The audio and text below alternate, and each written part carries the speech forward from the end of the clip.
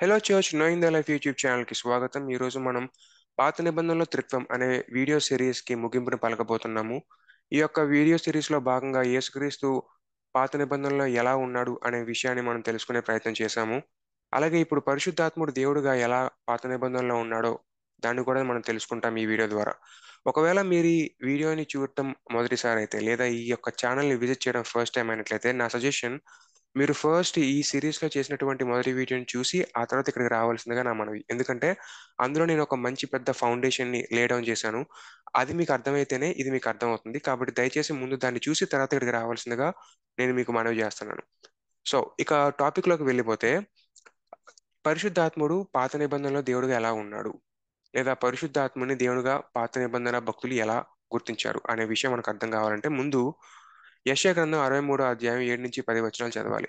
అందులో ఒక విషయాన్ని గురించి డిస్క్రిప్షన్ ఉంటుందన్నమాట. సో అందులో ఏమని ఉంటుందంటే దేవుడు తన యొక్క దూతను ఉపయోగించుకొని తన యొక్క దూత ద్వారా తన యొక్క ప్రజల్ని ఐగుప్తు నుంచి విడిపిస్తాడు. కానీ తన యొక్క ప్రజలు ఆయనకి వ్యతిరేకంగా తిరుగుబాటు చేస్తారు. దానివల్ల పరిశుద్ధాత్ముడు ఎంతగానో దుఃఖించబడతాడు. అది యెషయాలో మనకు కనిపించేటటువంటి డిస్క్రిప్షన్. అదే విషయాన్ని మనం కీర్తనలు 78వ అధ్యాయం 40 నుంచి 41 వచనాల్లో చూసినట్లయితే అక్కడ కూడా దేవుడు తన యొక్క ప్రజల్ని విడిపించబడటం చూస్తాం. అక్కడ ప్రజలు మళ్ళీ దేవునికి ఎగెన్స్ట్ గా తిరుగుబాటు చేయడం మనం చూస్తాం. అయితే పరిశుద్ధ దేవుడు అక్కడ దుఃఖించబడటం మనం గమనించగలుగుతాం. ఈ యొక్క కీర్తనని యెషయా ఆల్రెడీ చదివే ఉంటాడు. సో యెషయా ఈ యొక్క కీర్తన చదివినప్పుడు అక్కడ ఉండేటటువంటి పరిశుద్ధ దేవుడు ఎవరైతే ఉన్నారో ఆ పరిశుద్ధ దేవుణ్ణి పరిశుద్ధాత్మగా గుర్తిస్తున్నాడు. అందుకే మీరు ఇక్కడ చూస్తే ప్యారలల్స్ చాలా క్లియర్ గా కనిపిస్తూ ఉంటాయి. ఈ యొక్క ప్యారలలిజం అనేది చాలా చాలా ఇంపార్టెంట్. ఎందుకంటే యెషయా అక్కడ దుఃఖపడేది దేవుడు యెహోవా అని ఈజీగా పెట్టేయవచ్చు. ఎందుకంటే యెహోవా అనే నామాన్ని ఆల్రెడీ 7వ వచనంలో మెన్షన్ చేశాడు. కాబట్టి యెహోవా అనే నామాన్ని ఇక్కడ పెట్టొచ్చు. కానీ యెహోవా అనే నామాన్ని పెట్టకుండా పరిశుద్ధాత్ముడు అనేటువంటి ప్రత్యేకమైనటువంటి పదాన్ని అక్కడ ఉపయోగించడానికి గల కారణం ఒకటి ఉంది. సో దాన్ని బట్టి మనకేమర్థం అవుతుందంటే యెషయా పరిశుద్ధాత్ముడిని పరిశుద్ధ దేవుడిగా గుర్తించాడు. అంటే పరిశుద్ధాత్ముడిని దేవునిగా ఇక్కడ యెషయా సంబోధిస్తున్నట్లుగా మనకు అర్థమవుతుంది.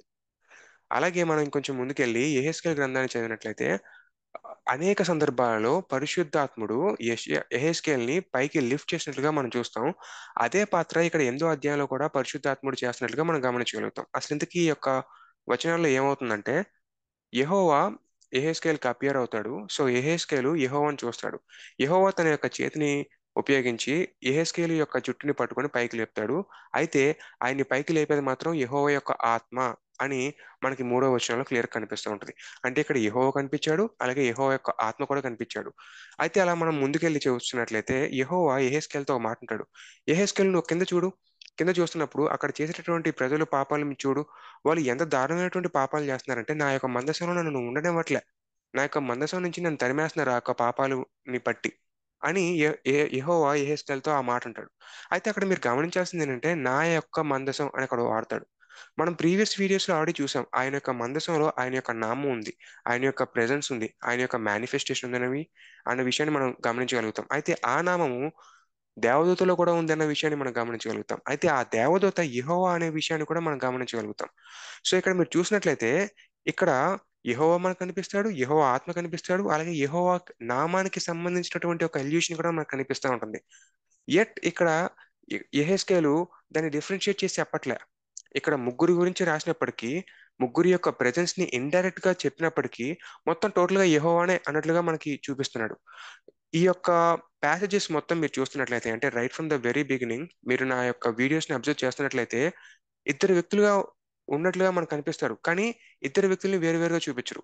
ఇద్దరు అక్కడ ఒక్క పర్సన్ ఉన్నట్టుగా చూపిస్తారు. కానీ డిఫరెన్షియేషన్ మాత్రం చూపిస్తా ఉంటారు. యెహోవా దూత యెహోవా అని, లేదంటే యెహోవా ఒక వాక్యము యెహోవా అని, లేదా యెహోవా నామము యెహోవా అని అలా డిస్టింక్షన్ మనకు కనిపిస్తూ ఉంటది. కానీ ఎట్ ఒక సింగిల్ పర్సన్ గురించి మాట్లాడుతున్నట్లుగానే కనిపిస్తూ ఉంటది. సేమ్ ఇక్కడ కూడా అంతే. ఇక్కడ మనకి యెహోవా కనిపించాడు, యెహోవా ఆత్మ కనిపించాడు, అలాగే యెహోవా యొక్క నామానికి సంబంధించినటువంటి వచనం కూడా మనకు కనిపించింది. అక్కడ ఎక్కడో కూడా ముగ్గురు వ్యక్తులు ప్రత్యేకంగా ఉన్నారనేటువంటి డిస్టింక్షన్ ని అక్కడ యెహెజ్కేలు చూపించడానికి ఇంట్రెస్ట్ చూపించలేదు. యెహెజ్కేల్ అనే కాదు, ఫర్ దాట్ మ్యాటర్ ఏ ఒక్క ఓల్డ్ టెస్ట్మెంట్ ఆథరు ఆ యొక్క ఇంట్రెస్ట్ ని చూపించలేదు. అయితే దీన్ని మనం ముందుకెళ్ళినప్పుడు న్యూ టెస్ట్మెంట్ ఆథర్స్ దాన్ని కొంచెం క్లారిఫై చేసే ప్రయత్నం చేశారు. ఎందుకంటే ఏన్షియన్ నియర్ ఈస్ట్ లో భాగంగా అక్కడ ఉన్నటువంటి ఓల్డ్ టెస్ట్మెంట్ ప్రజలకి దేవుని యొక్క డివైన్ ఫ్లూయిడిటీ అనే కాన్సెప్ట్ తెలుసు. ఆ యొక్క డివైన్ ఫ్లూయిడిటీ ద్వారా ఒక్క దేవుడు మల్టిపుల్ పర్సన్స్ గా ఉండగలడు అనే విషయాన్ని వాళ్ళకి తెలుసు. కాబట్టి ఒకే దేవుడు మల్టిపుల్ పర్సన్స్ గా అపియర్ అవుతున్నప్పుడు అపియర్ అయింది ఒక్క దేవుడే కదా, కాకపోతే మల్టిపుల్ పర్సన్స్ లో అపియర్ అయ్యాడు. సో దానికోసం డిస్టింక్షన్ చేయాల్సిన అవసరం ఏంటి? కాబట్టి డిస్టింక్షన్ చేయాలి. కానీ ముగ్గురుగా అయితే లేదా ఇద్దరుగా అయితే తను ప్రత్యక్షపరుచున్నాడు కదా. సో అప్పుడు ఆ ఇతను యెహోవా, ఇతను యెహోవా దూత, ఇతను యెహోవా, ఇతను యెహోవా దూత అనేటటువంటి ఒక డిస్టింక్షన్ తీసుకొచ్చే ప్రయత్నం చేస్తారు. సో ఆ యొక్క యెహోవా దూతే యేసయ్యగా ఇప్పుడు మన మధ్యకి వచ్చాడు కాబట్టి ఆ డిస్టింక్షన్ చేయాల్సినటువంటి పరిస్థితి ఏర్పడింది న్యూ టెస్ట్మెంట్ ఆథర్స్ కి. కాబట్టి న్యూ టెస్ట్మెంట్ ఆథర్స్ ఏం చేశారంటే ఆ డిస్టింక్షన్ చేయడం మొదలు పెట్టారు. సో న్యూ టెస్ట్మెంట్ లో మీరు చూస్తున్నట్లయితే ఆ యొక్క క్లియర్ డిమార్కేషన్ అనేది కనిపిస్తూ ఉంటుంది. ఓల్డ్ టెస్ట్మెంట్ లో యెహోవా అనే నామాన్ ఏదైతే ఉందో అదే వచనాల్ని, యెహోవాకి సంబంధించినటువంటి కొన్ని కొన్ని వచనాల్ని యేసయ్య కూడా న్యూ టెస్ట్మెంట్ ఆథర్స్ అప్లై చేశారు. అలాగే పాత నిబంధనలో మనకు కనిపించేటటువంటి దూత, నామము, వాక్యము ఏవైతే ఉన్నాయో వాళ్ళని యేసుగా వీళ్ళు గుర్తించడం జరిగింది. అలాగే పరిశుద్ధాత్మగా గుర్తించారు. అయితే మీకు ఇక్కడ ఒక డౌట్ రావచ్చు. యెహోవా అనేటటువంటి పదాన్ని లేదా యెహోవాకి ఇచ్చినటువంటి వచనాల్ని యేసయ్య కూడా ఇచ్చారా అంటే ఎస్, అలా కూడా ఇవ్వడం జరిగింది. మధ్యలో ఒక చిన్న కిటుకు జరిగిందనమాట. దాన్నే సెప్టూజెంట్ అంటారనమాట. ఆ సెప్టూజెంట్ అంటే ఏంటంటే గ్రీక్ ట్రాన్స్లేషన్ అన్నమాట. సో హీబ్రూలో ఉన్నటువంటి బైబిల్ని గ్రీక్ లోకి ట్రాన్స్లేట్ చేసే ప్రయత్నం చేశారు యేసుక్రీస్తు పుట్టగా 200 సంవత్సరాలకు పూర్వం. అప్పుడు ఏం చేశారంటే యెహోవా అనేటటువంటి నామం చాలా పవిత్రమైనది కాబట్టి ఆ నామాన్ని యెహోవా అని రాయడానికి గ్రీక్ లో ఇష్టపడక వాళ్ళు ప్రభువు అనే నామాన్ని ఉపయోగించడం మొదలుపెట్టారు. సో అప్పటి నుంచి ఏమైందంటే ప్రభువు అనే నామం యెహోవాకి టైటిల్ గా మారిపోయింది అనమాట. అంటే అఫ్ కోర్స్ నిజంగానే యెహోవా ప్రభువు కూడా, కానీ అక్కడ ప్రభు అనే పదాన్ని ఉపయోగించడం వల్ల ఆ యొక్క నామం అనేది, ఆ యొక్క ప్రభు అనేటటువంటి పేరు అనేది సెట్ అయిపోయింది. యెహోవాకి ఆపాదించబడటం జరిగిపోయింది. సో అదే పదాన్ని ఉపయోగించినప్పుడు కొన్ని కొన్ని వచనాలు యెహోవాకైతే ఏవైతే ఆపాదించారో అదే వాక్యాల్ని యేసయ్య కూడా ఆపాదిస్తారు. సో ఎలా ఆపాదించారు ఏంటి అనే విషయాన్ని మనం తొందరలో నేర్చుకుంటాం. అఫ్ కోర్స్ అంత ఇంపార్టెంట్ అయ్యి ఉండకపోవచ్చు, ఎట్ ఒక చిన్న టచ్ ఇచ్చి కొన్ని కొన్ని విషయాల్ని నేను ఫర్దర్ గా రాబోయేటటువంటి వీడియోస్ లో ఎక్స్ప్లెయిన్ చేసేటటువంటి ప్రయత్నం చేస్తాను.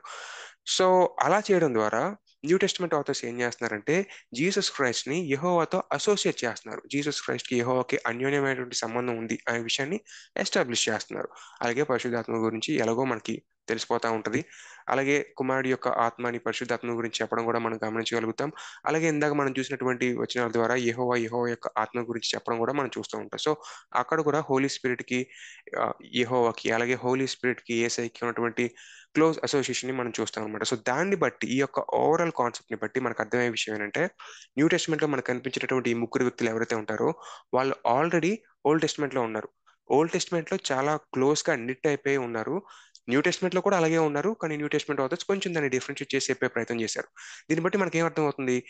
దే ఈ ముగ్గురు మూడు డిఫరెంట్ దేవుళ్ళు అనే విషయం కాదు, కానీ ఒక దేవుడే ముగ్గురుగా ఉంటున్నాడు అనే విషయం మనకు అర్థమవుతుంది ఈ యొక్క ఎంటైర్ సిరీస్ ని మనం దృష్టిలో పెట్టుకొని చూసినట్లయితే.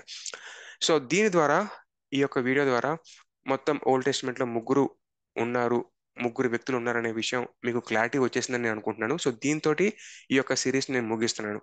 అయితే క్రీస్తు దేవుడు కాదు అని చెప్పేవాళ్ళు ఒక విషయాన్ని పట్టుకొని మాట్లాడుతూ ఉంటారు, వాళ్ళ యొక్క ఆర్గ్యుమెంట్స్ చేస్తుంటారు. ఒకవేళ ఇక్కడ మీరు చూసినట్లయితే దానికి కేంద్రంగా వాళ్ళు ఉపయోగించుకునేటటువంటి వాక్య భాగం 1 కొరింథీ 8 అధ్యాయం 5 నుంచి 6 వచనాలు. సో ఇందులో మీరు చూసినట్లయితే మనకి దేవుడు ఒకడే ఉన్నాడు, ఆయన తండ్రి. అలాగే మనకి ప్రభు ఒకడే ఉన్నాడు, ఆయన యేసుక్రీస్తు. ఈ వాక్యాన్ని చూసి వాళ్ళు ఏమంటారంటే దేవుడు ఒకడే ఉన్నాడు, తండ్రి దేవుడు కదా, మరి అప్పుడు కుమారుడు దేవుడు అవడానికి వీల్లేదు, ఎందుకంటే కుమారుడు కూడా దేవుడు అంటే దేవుడు ఇద్దరు అయిపోతారు. సో ఇద్దరు ఎవరు అని చెప్పేసి అక్కడ వాక్యం చెప్తుంది కదా, ఒకడే దేవుడు అని చెప్తుంది కదా. మరి అప్పుడు యేసుని ఎందుకు మనం దేవుడు అని చెప్పాలి? చెప్పకూడదు. మరి యేసుని ఏమనాలి? ప్రభు అని అనాలి. కాబట్టి మీరు ప్రభు అనే అనండి అని వీళ్ళు చెప్తూ ఉంటారు. బట్ ప్రభువు అనేటటువంటి పదాన్ని ఆపాదించడం ద్వారానే పౌలు యేసయ్యకి దైవత్వాన్ని ఆపాదించాడు. దానికి కావాల్సినటువంటి హింట్ ఆడి ఇంతకు నేను చెప్పేశాను. బట్ దాన్ని ఇంకొంచెం డీటెయిల్ గా నేను నెక్స్ట్ వీడియోలో చేస్తాను. ఇది కేవలం ఒక ట్రైలర్ మాత్రమే. నెక్స్ట్ వీడియోలో మీరు ఏమేమి ఎక్స్పెక్ట్ చేయొచ్చు అనే విషయాన్ని చెప్పడానికి ఒక ట్రైలర్ గా మీకు చెప్పడం జరిగింది. ఒక కొత్త సిరీస్ నేను ఈ యొక్క వీడియోతో స్టార్ట్ చేస్తా. Defending the divinity of Jesus Christ అనేటటువంటి సిరీస్ ని స్టార్ట్ చేస్తా. యేసుక్రీస్తుని ఏమని నమ్మితే మనకు రక్షణ ఉంటుంది? కేవలం ప్రభు అని నమ్మితే రక్షణ ఉంటుందా? లేదా దేవ కుమారుడు అని మాత్రమే నమ్మితే రక్షణ ఉంటుందా? లేదా మనిషి కుమారుడు అని మాత్రమే నమ్మితే మనకు రక్షణ ఉంటుందా? మెస్సయ అని మాత్రమే మనం నమ్మితే రక్షణ ఉంటుందా? లేదా ఖచ్చితంగా యేసయ్యని దేవుడు అని నమ్మాలా? నా యొక్క ఆర్గ్యుమెంట్ యేసుని ఖచ్చితంగా దేవుడు అని నమ్మాలి, అలా నమ్మితేనే రక్షణ ఉంటుంది. మిగతా కూడా నమ్మాలి, కానీ మిగతా పదాలన్నీ ఉపయోగించిన దేనికి? ఆయన దేవుడు అని చెప్పడానికి. ఎలా ఏంటి అనే విషయాన్ని నేను మళ్ళీ మీకు defending the divinity of Jesus Christ అనేటటువంటి సిరీస్లో నేను చెప్పుకొచ్చే ప్రయత్నం చేస్తాను. సో ఇది నెక్స్ట్ వీడియోలో మీరు ఎక్స్పెక్ట్ చేయాల్సింది. అలాగే నేను పాత వీడియోలో కూడా చెప్పడం జరిగింది. ఇవన్నీ కూడా మీకు ఏంటంటే కొంచెం కల్చరల్గా వెళ్ళి లాట్ ఆఫ్ స్కాలర్స్ని నేను సైట్ చేస్తూ చెప్పేటటువంటి ప్రాసెస్లో ఇవన్నీ చేయడం జరిగింది. సింపుల్గా మనం దేవుని యొక్క వాక్యాన్ని ఉపయోగించి ఎటువంటి స్కాలర్స్ దగ్గరికి వెళ్లకుండా, ఎటువంటి కల్చరల్ కాంటెక్స్ట్ కూడా మనం చూడకుండా, కేవలం దేవుని యొక్క వాక్యాన్ని ఉపయోగించి యేసు దేవుడు అనే విషయాన్ని కూడా మనం నిరూపించవచ్చు. సో దానికి సంబంధించినటువంటి బుక్ కూడా నేను కొన్నాను రీసెంట్గా.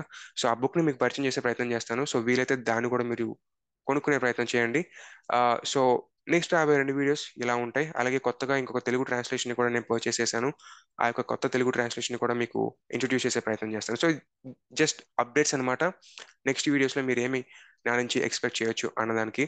సో ఒకవేళ ఆ వీడియోస్ని కనుక మీరు మిస్ కాకూడదు అనుకున్నట్లయితే ఖచ్చితంగా షేర్ చేయండి ఈ వీడియోని. అలాగే సబ్స్క్రైబ్ చేసుకోండి.